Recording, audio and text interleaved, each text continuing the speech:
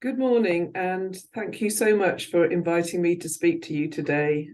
My name's Janet Chapman. I'm the founder of Crowd2Map Tanzania and also the chair of Tanzania Development Trust. So Tanzania Development Trust is a volunteer and charity that's been supporting projects in Tanzania since 1975. And I've been involved for around 10 years. Visiting some of the projects that we have, access to water, girls' education, and so on in rural Tanzania, I very quickly realized that the fact that rural Tanzania is very poorly mapped is a huge issue. It's an issue for navigation, for community development, but also to help protect girls at risk of female genital mutilation and gender-based violence. So therefore, 7 years ago, I started Crowd2Map, which is a volunteer-run project that's been mapping rural Tanzania into OpenStreetMap. So since then, we've recruited over 17,000 volunteers online and also in the regions of Tanzania where we work.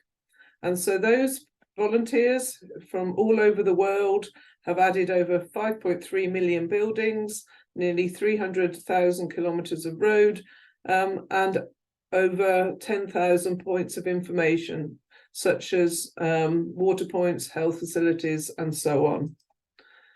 So we're mapping rural Tanzania for development and also to help protect girls from FGM. Because most of rural Tanzania, like in Google, it looks like this. When we first started,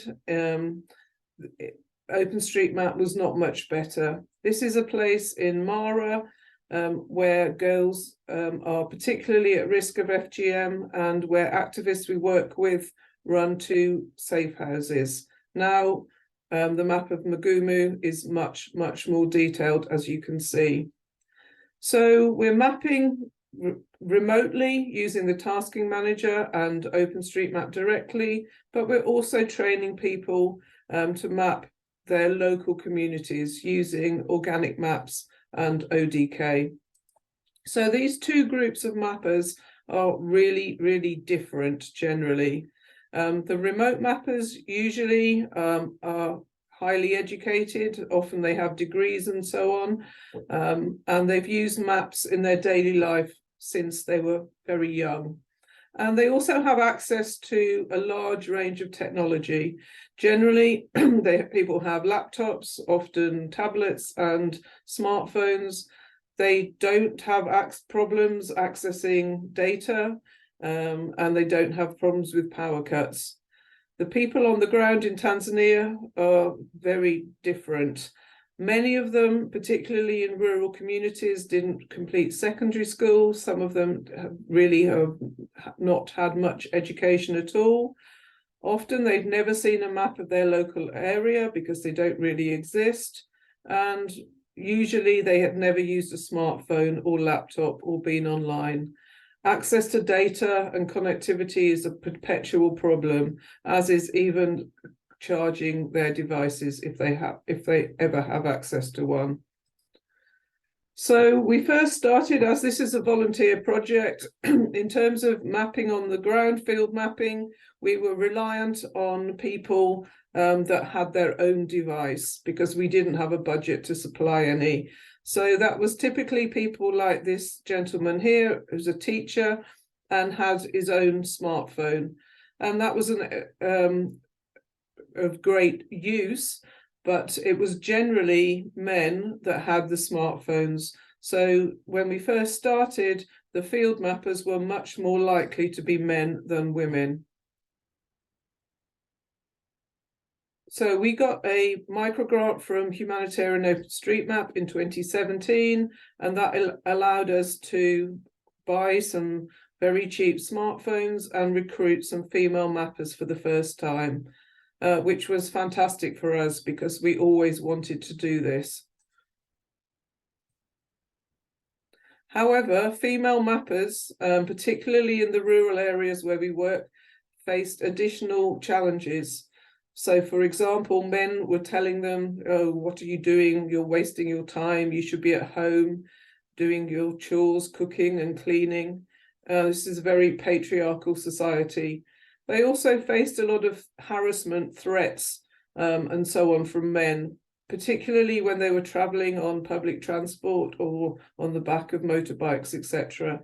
Even men trying to lure them to dangerous places. So really then put themselves at some risk. But they did this because they really were passionate, and they still are passionate, about increasing development in their communities, and also to protect the girls and women in their communities.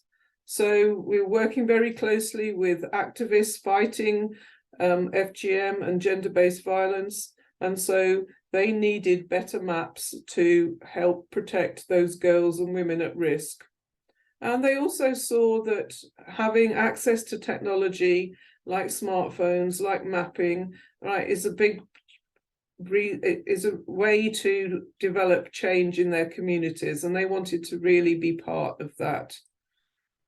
So they feel that these challenges can be overcome by better educating people about maps and about GIS and how it can be important to the community and the nation to help with development, to help with progress towards the SDGs.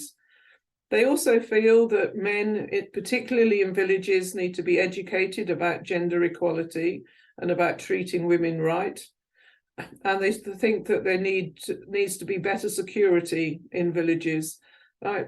Often police stations and the arm of the police is very far away, so people are almost beyond the law. And they also felt that the wider mapping community could help to recognise that there are additional challenges faced by women, particularly in these rural areas. So they should try to put in structures to assist, for example, 50% participation, women-only groups, promoting role models, and being mindful of the male domination in training that can happen. And also by mapping aspects that are of importance to women, for example, health centres, access to support for things like gender-based violence and FGM. And also that there should be more materials available more widely about why mapping rural areas particularly can benefit women. For example, women predominantly are the people that collect water. So having some better understanding of the often long distances that they're carrying water is also of benefit.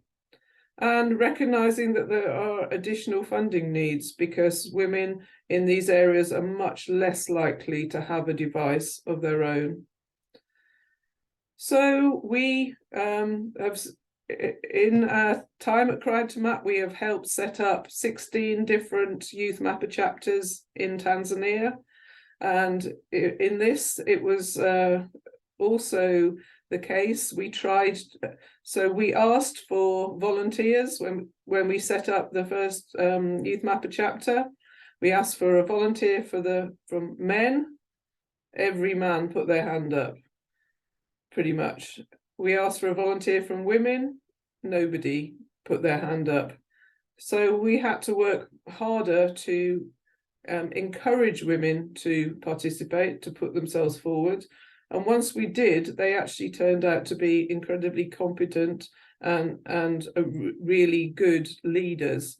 But they did need a bit of additional persuasion to get started, because in Tanzanian society, women are not very comfortable at putting themselves forward initially, even though they often have actually higher skills than many of the men who put themselves forward.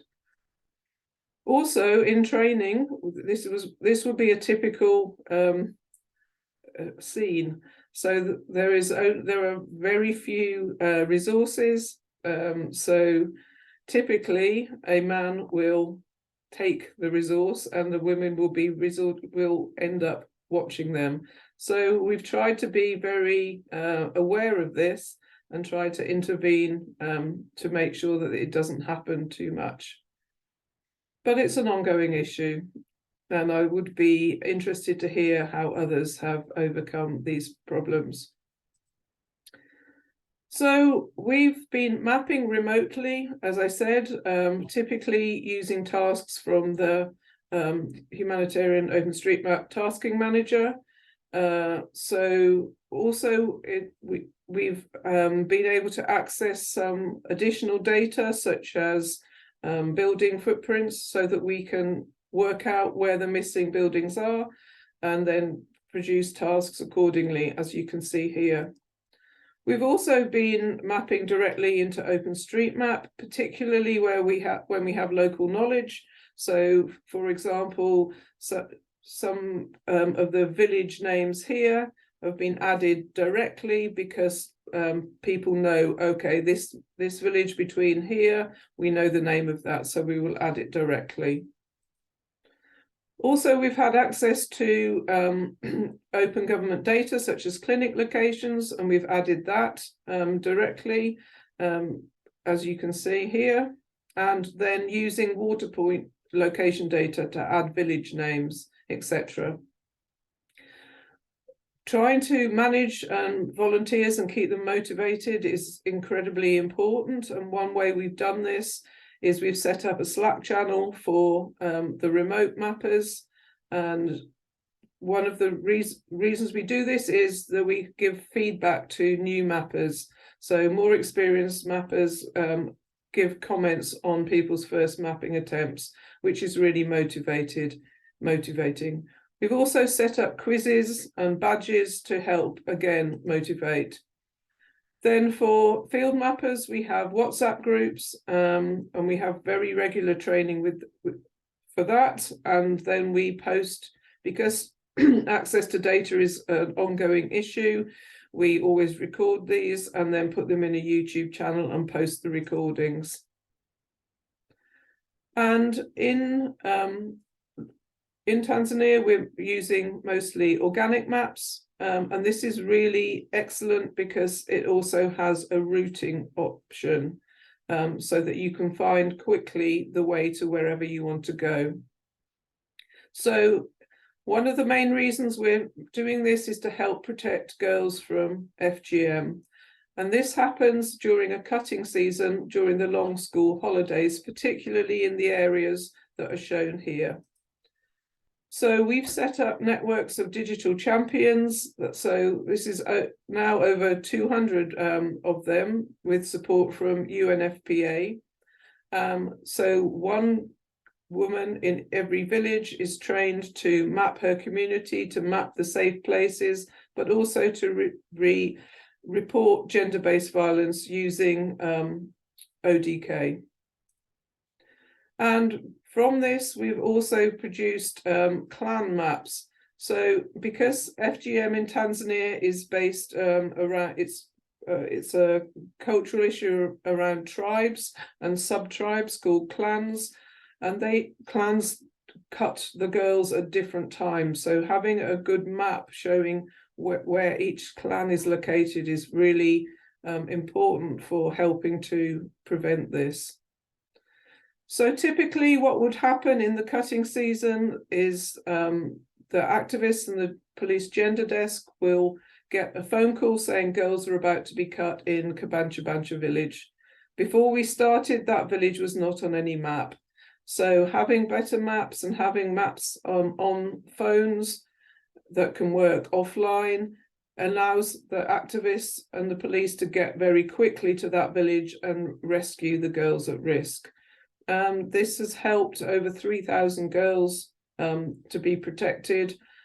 Every year when girls are cut, some of them will bleed to death. So this has coincided with a reduced death rate. But it's not just around FGM. We're also trying to help with progress towards the Sustainable Development Goals more generally. So another issue is that often in rural areas, students have to walk very, very far to school. So we're trying to start mapping that distance. So this is a map from a school in the northwest of the country, showing the details, and this led them to getting funding for a hostel. So we work very closely with youth mappers, and last year we had our first internship program through this project, Everywhere She Maps. So we recruited female African youth mappers for the first internship program, which was fantastic. We're always looking for additional volunteers. So if you're interested, these are some of the things that you can help us with. And if you'd like to, please get in touch. We have very regular meetings online. So recently with TomTom, but also every month with youth mapper groups, and everyone is very welcome. So please follow us and participate if you would like to. And we're very excited that to be involved with organising and talking at State of the Map Tanzania in January. This is a hybrid conference, so please join us. There's some fantastic talks, including Professor Zip, who I believe is speaking to you very shortly too. So thank you very much. These are my contact details. Please check out our website here, and I look forward to your questions. Thank you.